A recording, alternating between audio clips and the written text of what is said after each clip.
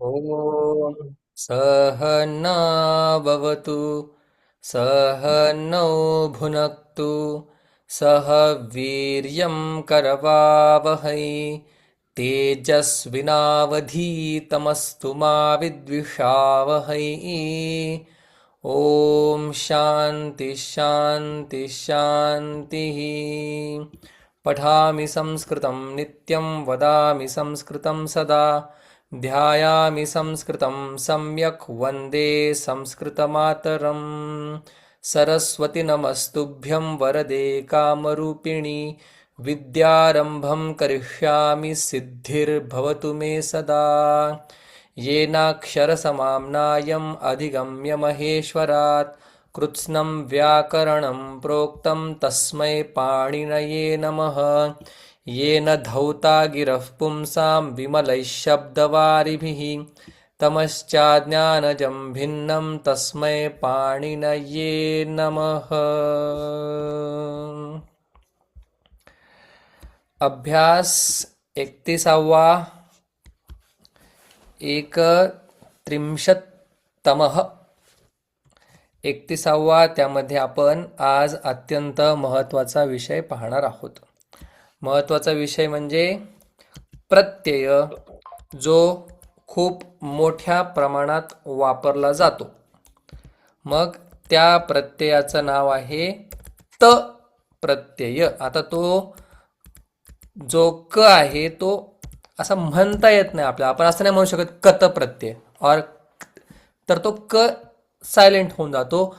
क्त प्रत्यय, क्त प्रत्यय, नुसतं त म्हटलं तरी पण समजून जाणार आहे। क्त प्रत्यय, बर, अतिशय अतिशय महत्वाचा। तुम्हाला याची व्याप्ती जेव्हा मी तुम्हाला भगवद्गीता दाखवेल किंवा कुठलंही काही दाखवेन तेव्हा तुम्हाला कळणार आहे।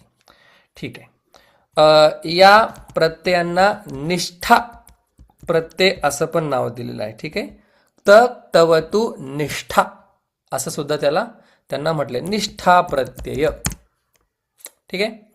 आता याच्यातले एक दोन नियम। सगळ्यात पहिला नियम, ठीक आहे, सगळ्यात पहिला नियम, हा जो त प्रत्यय आहे तो कर्मणी प्रयोगामध्येच जवळजवळ येतो।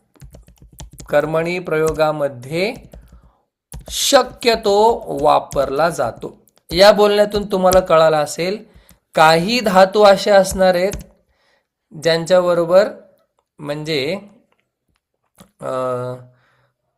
थांबा, एवढं कळालं, कर्मणी प्रयोगामध्ये वापरला जातो म्हणजे काय होणार आहे तुम्हाला कळालं असेल, 3 1 1। पण पुढचा पॉइंट लक्षात घ्या, भूतकाळामध्ये।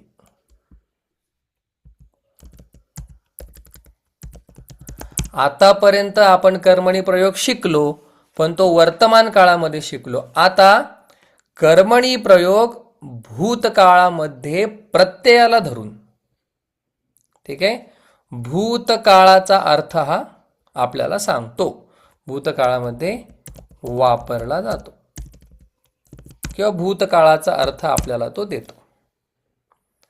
ठीक आहे। मग आता जसं इतर ठिकाणीही भरपूर नियम होते तसे या ठिकाणीही भरपूर नियम आहेत। 2 नियम मुख्य आपल्याला लक्षात घ्यायचे आहेत। बघा, काही जे धातू आहेत, ऐका, काही जे धातू आहेत ते सेट धातू आहेत। त्यांना सेट नावाची संज्ञा, त्यांना एक नाव दिलेलं आहे। संज्ञा म्हणजे नाव, जसं वसंत ही काय आहे, संज्ञा आहे, तसं सेट, काही धातू हे सेट आहेत। म्हणजे काय, त्या धातूंमध्ये ई येईल। उदाहरण देतो, चांगलं कळेल, येईल। सेट धातू म्हणजे ज्या धातूंमध्ये ई येतो। उदाहरणार्थ पठ हा सेट धातू आहे, तर त्याचं त प्रत्यय होतं पठित।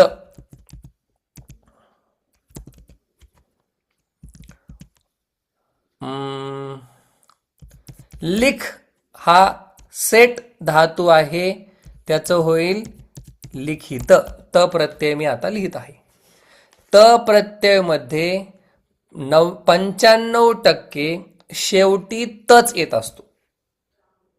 कधी कधीच वेगवेगळी रूपं बनतात. 95 नाही, जवळजवळ 98-97% काय तच शेवटी असतो. ही सगळ्यात सोपी खूण त प्रत्यय ओळखायची. मग त्यातले मूळ आपण 2 नियम पाहत आहोत मुख्य. सेट आणि काही धातू हे अनिट आहेत. ठीक आहे. मग आता अनिट म्हणजे ज्या ठिकाणी ई येणार नाही, ईचा आगम होणार नाही. म्हणजे गम हा अनिट धातू आहे, म्हणून त्याचं होतं गत. गम गत. वद, वद नको, थोडासा वेगळा आहे. गम गत. आता या ठिकाणी गमित असं नाही झालं. ठीक आहे. नम नत. मग आता हा गम नत हे काय अनिट धातू आहेत, मग त्यांच्यामध्ये ई येणार नाही. पुन्हा एकदा बघा आता एवढे सगळे नियम. त प्रत्यय, त्याला निष्ठा प्रत्यय असं सुद्धा म्हणतात. निष्ठा असं नाव आहे संस्कृत मूळ ग्रंथामध्ये. कर्मणी प्रयोगामध्ये वापरला जातो. भूतकाळामध्ये त्याचा अर्थ होतो. आणि एक नियम आपण पाहिला, सेट धातू आणि काही अनिट धातू आहेत. जे धातू सेट आहेत त्यांच्यामध्ये काय होणार, ई येणार. जे धातू अनिट आहेत त्यांच्यामध्ये काय होणार, ई येणार नाही. मग आता सर सेट धातू कोणते, अनिट धातू कोणते, हे आम्हाला जरा सांगाल का? तर सेट धातूंची संख्या खूप आहे आणि अनिट धातूंची संख्या ही कमी आहे. मग सेट लक्षात ठेवण्यापेक्षा आपण अनिट धातू लक्षात ठेवतो थोडेफार, नाही ठेवले तरी चालतं. अनिट धातू किती आहेत, कोणते आहेत ते आपल्या पुस्तकाच्या पाठीमागे त्यांनी दिलेले आहेत. तेवढे तुम्ही एकदा वाचले की ते सोडून जेवढे सगळे धातू असतील त्यांना आपण कुठली धातू म्हणणार, आपण सेट धातू म्हणणार. मग अनिट धातू त्यांनी दिलेले पान नंबर रामा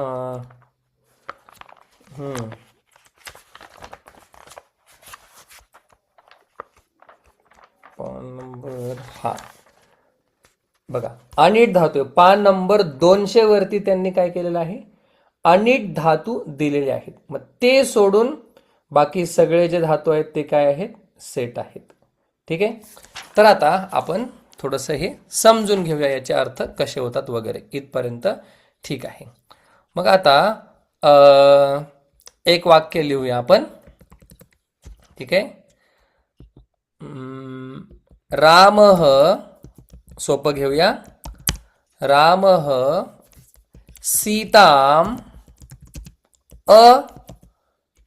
अरक्षत. याचा अर्थ सांगा. राम सीताचं सीतेस रक्षण हा केलं, रक्षण हा केलं. रामाने सीतेस सीताचं रक्षण रक्षिले किंवा राम सीतेचं, रामाने सीतेचं रक्षण केलं. बरोबर. हा. रामाची प्रथमा, आवडता विषय व्यक्ती वस्तू द्वितीया आणि कर्त्यानुसार क्रियापद. म्हणजे हा कुठला प्रयोग आहे, कर्तरी प्रयोग आहे. कर्त्यानुसार क्रियापद. मग आता मी त प्रत्यय वापरणार आहे. ठीक आहे.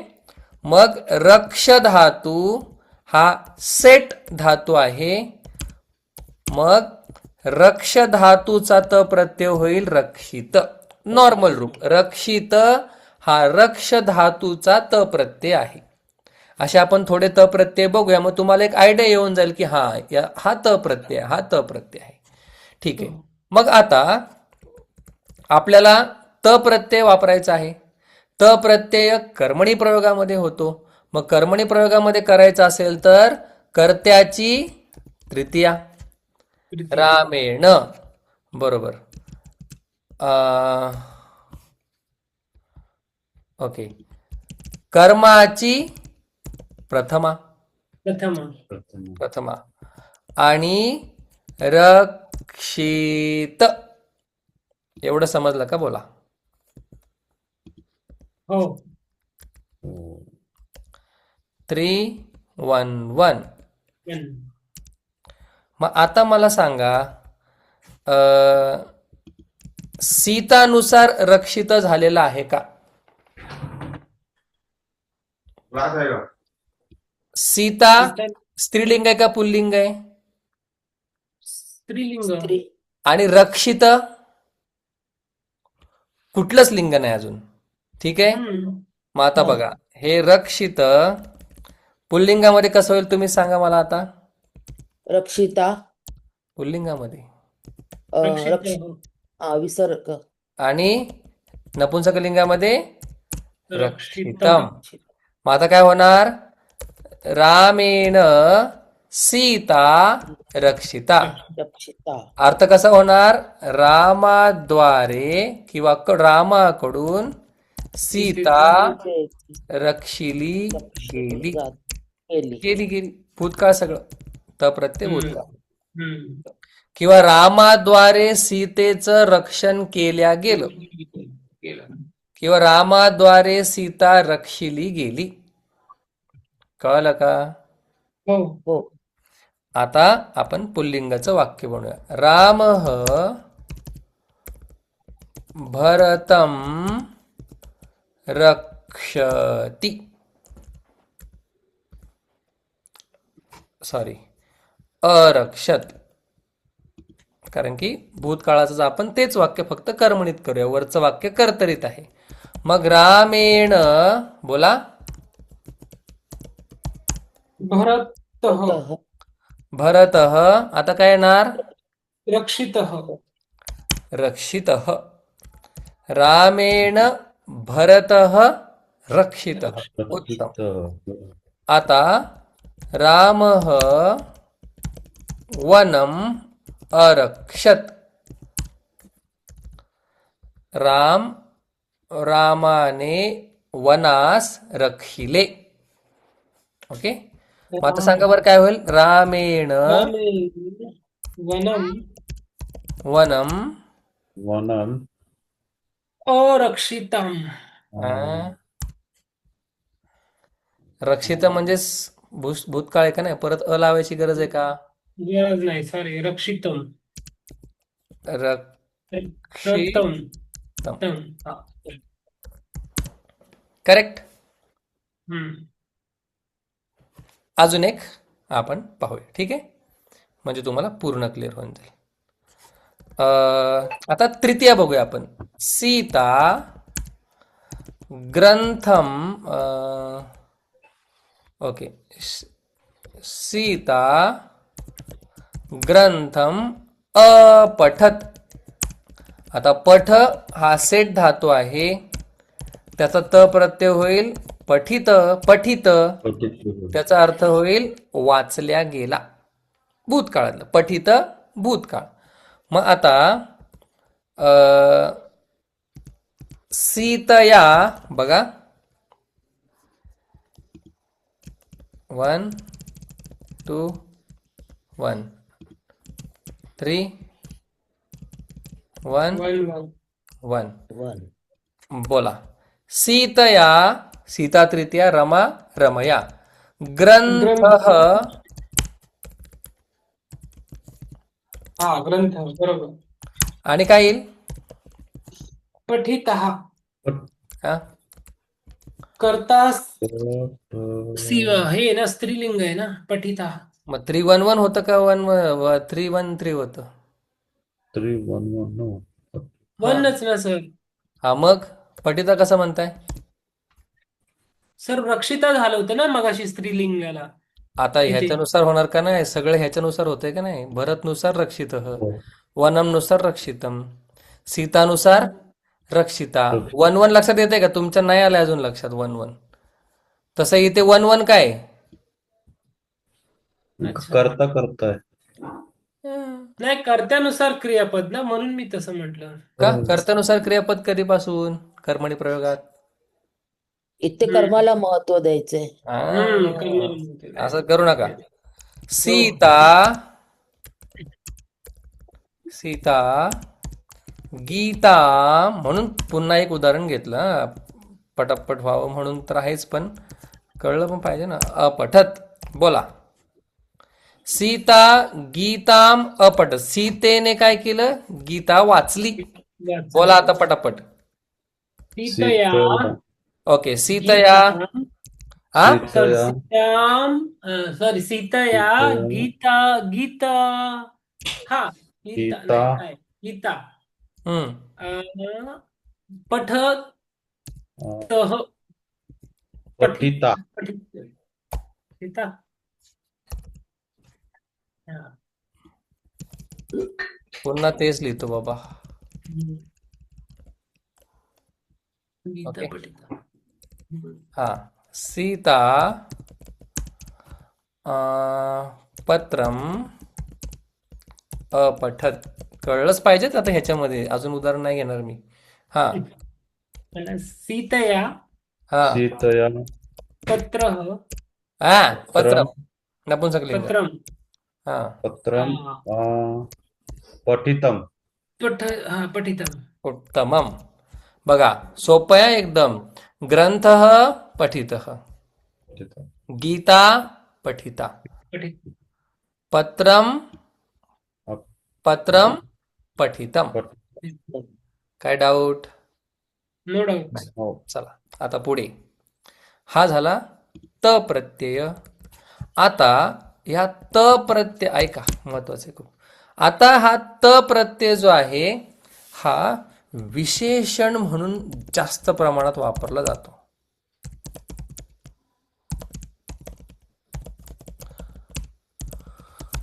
ठीक आहे. कसं काय बघा, आता मजा येणार आहे. रक्षिलेली सीता, रक्षिलेली सीता. ओके. रक्षिलेली सीता अयोध्यास येते. याच्या आधी दुसरं उदाहरण घेतो. डायरेक्ट स्त्रीलिंग करायला नको जम. वाचलेला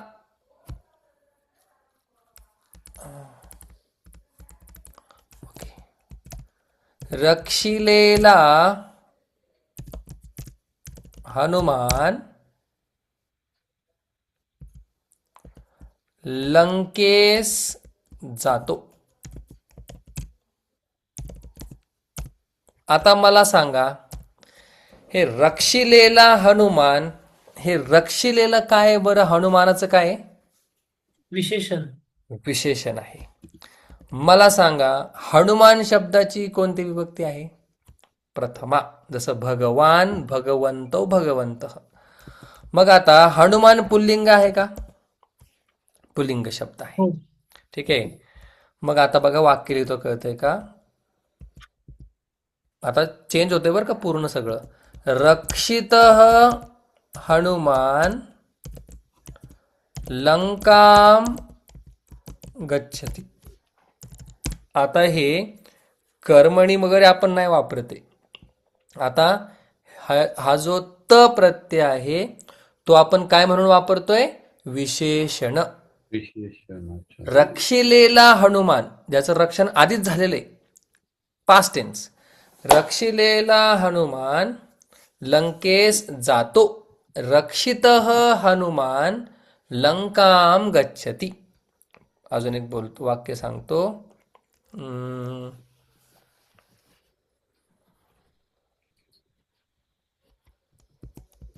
रक्षित जरा सोपं जातं म्हणून ते घेतो. रक्षितः बालकः अंबाम रक्षति.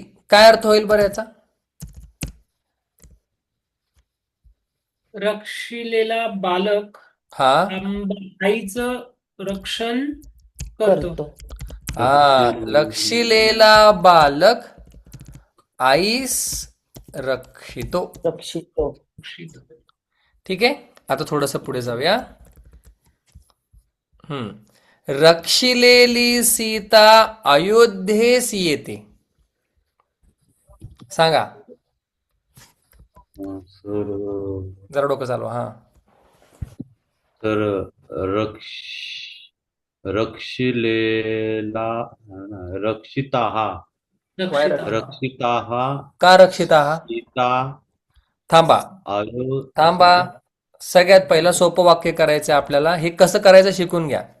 सीता अयोध्याम आगच्छति. एवढं तुम्हाला काय अवघड आहे?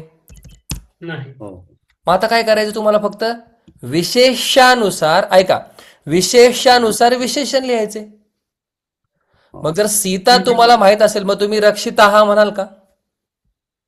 नाही. नाही.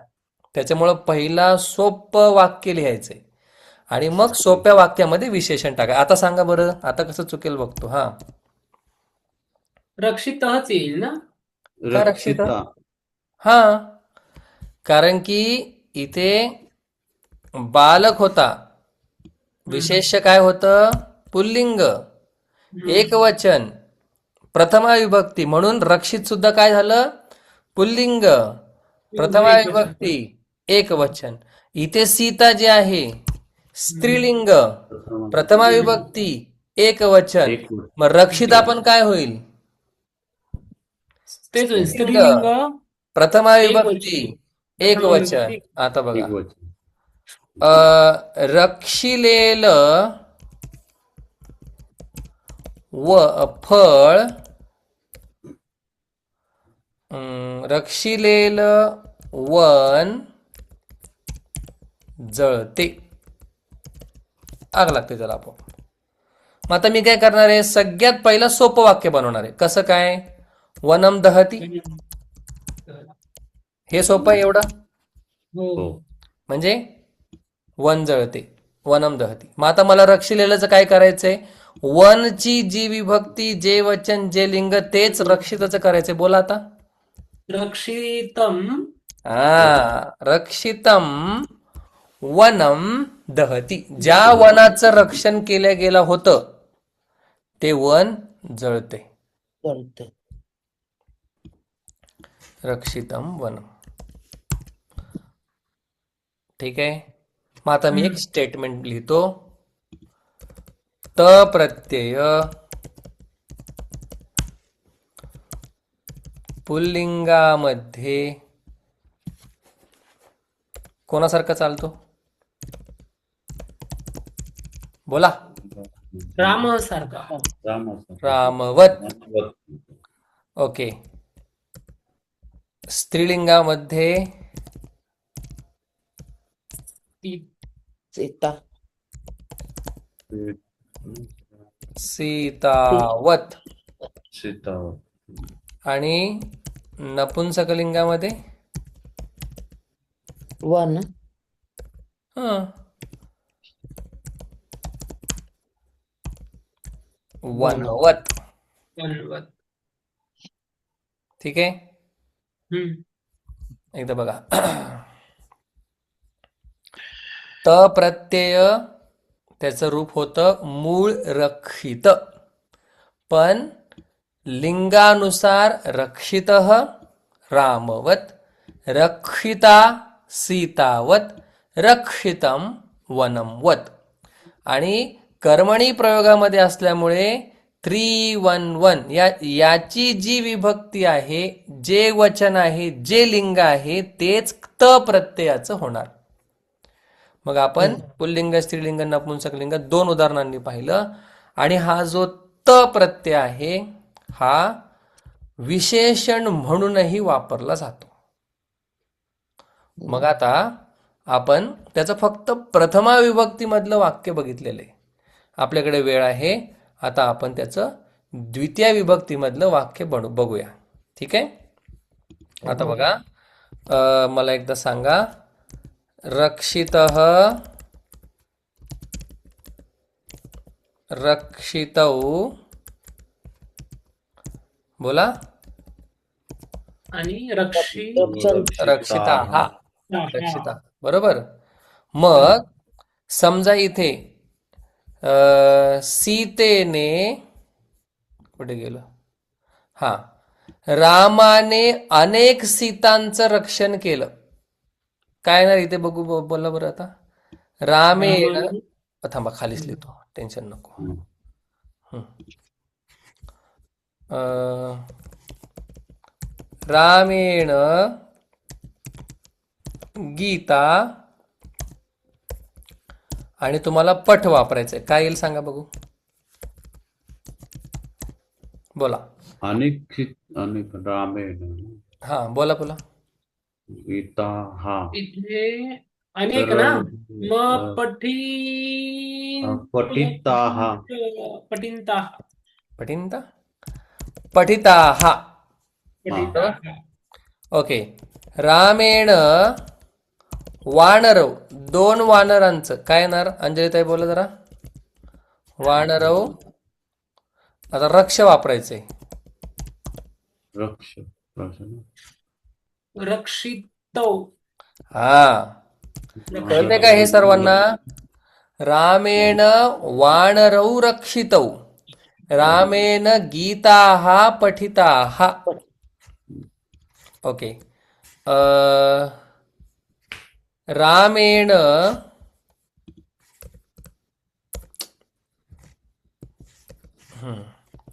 रामेण फलानी, आता धातू आहे खाद, तो सेट आहे म्हणून त्याचं होतं खादित. मग रामेण फलानी, खादा हा समोर बघा. खादी काय खाद, खादा काय येईल सर? नीच काय इथं काय होईल? तुम्हीच सांगा आता. खादानी नाही ना, त प्रत्यय काय आहे? त प्रत्यय बघा आधी. खादित आहे. खादी ते ना मग त्याचं काय होणार? खादाती. थांबा ना, हे पुल्लिंग आहे, स्त्रीलिंग आहे, नपुंसकलिंग आहे? हे सर नपुंसक लिंग आहे ना, मग हे कसं चालणार बोला? अनेक वचनीच. सर माझं म्हणणं सर हम्म. खादित खादानी येईल ना सर, असं येईल ना. फलम फले फलानी ना, हा, फलम फले फलानी, बरोबर. हा, मग फलाने खादानी येईल ना सर.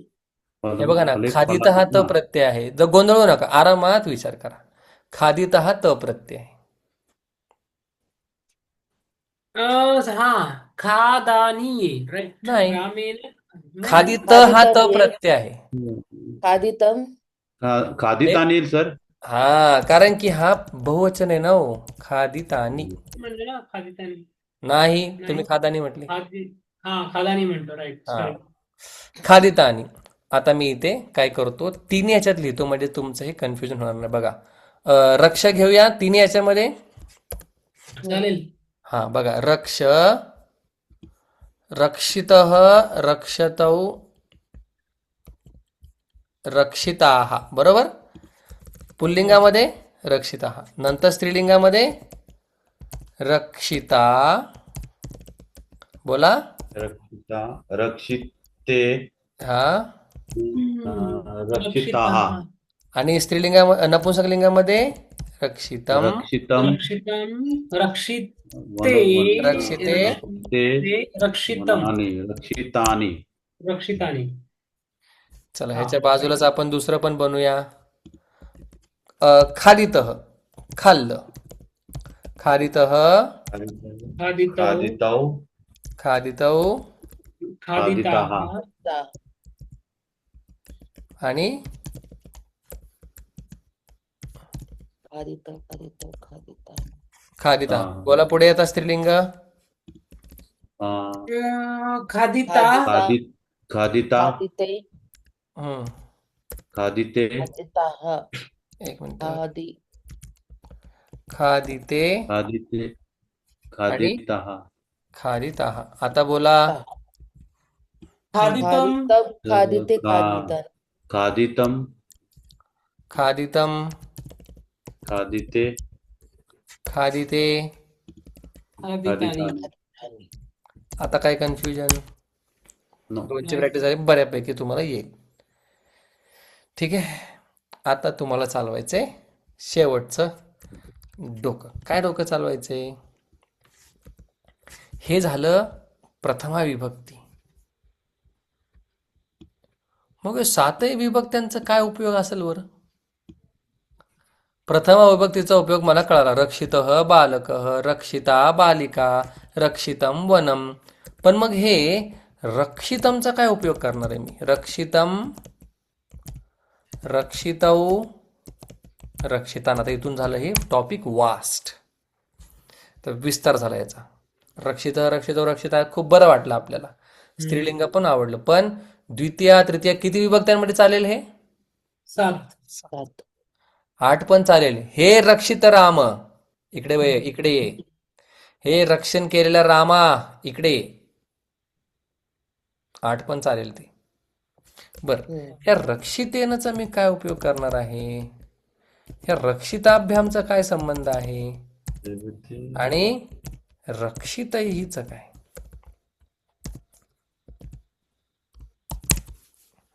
म्हणजे रक्षिण्यास वगैरे आले तर बर, रक्षिताय, रक्षितस्य. बघा तुम्हाला खूप मोठा स्पेक्ट्रम भेटेल आता, म्हणजे चांगला अजून ब्रॉड व्ह्यू भेटेल संस्कृतचा. रक्षिते. आता मी काय करतो, हे बहुवचन एकवचन बाजूला ठेवतो. आपण फक्त एकवचनाची पटापट 5 मिनिटात 7 वाक्य बनवायचे. ठीक आहे. रक्षितात. बघा तुम्हाला राम शब्दाची 7 विभक्त्यांमध्ये वाक्य येत असतील, हे तुमच्यासाठी डाव्या हाताचा मळ आहे. रक्षितः बालकः, रक्षितः बालकः क्रंदती. रक्षण केलेला बालक काय करतो? रडायला लागतो. बरं ठीक आहे. आता रक्षितमचं काय होणार? बघा, रामः रक्षितम बालकम पश्यती. तुम्ही कधी बघितलं असेल, मी द्वितीय विभक्ती करताना पश्यतीच घेत असतो. तुम्ही पण घ्या समजण्यासाठी. राम रक्षण केलेल्या बालकास पाहतो. कळलं का रक्षितमचं आता पुढचं पाऊल काय? हो, सला ते तिथे आहे ना सर. हा, ते तर सगळं लागणार त्याला. हा. बघा अजून एकदा. रामः रक्षितेन भरतेन किंवा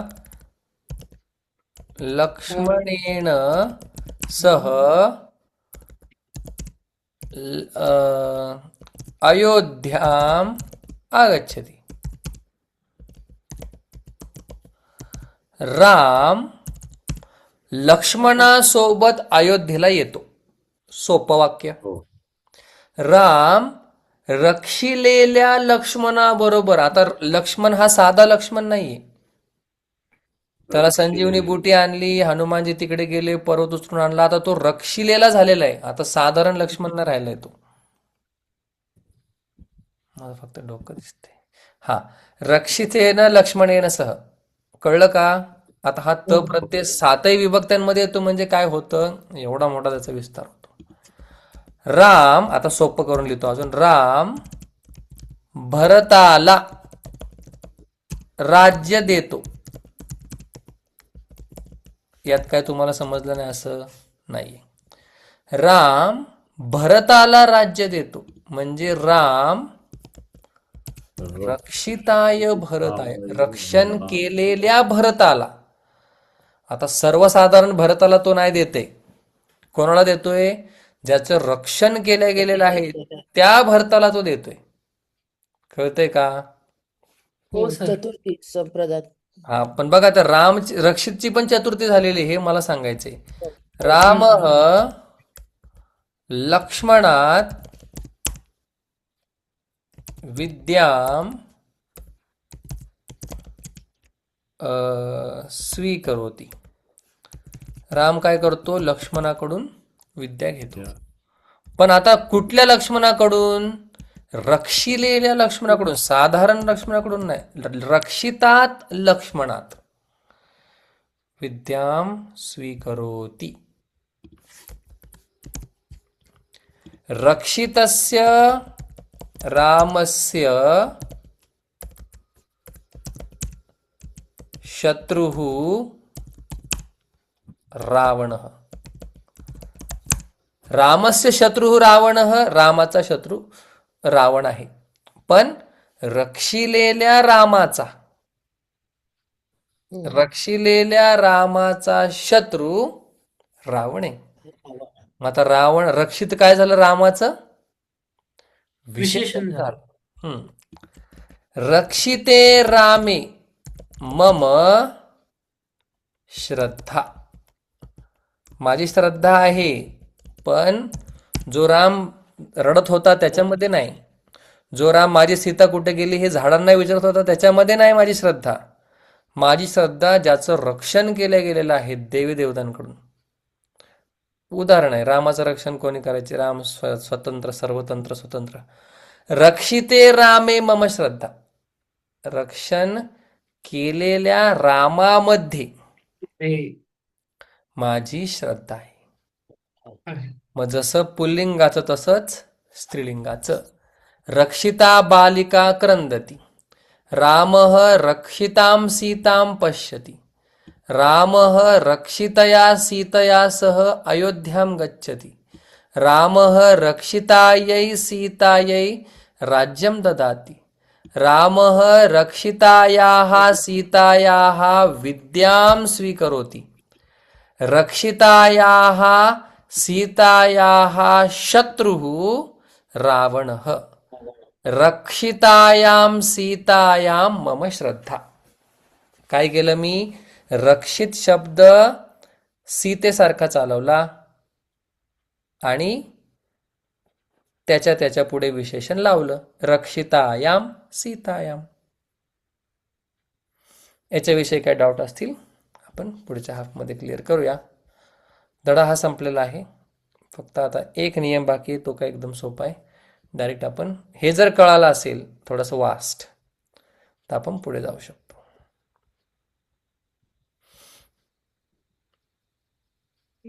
तसंच नपुंसक लिंगाला सुद्धा येणार.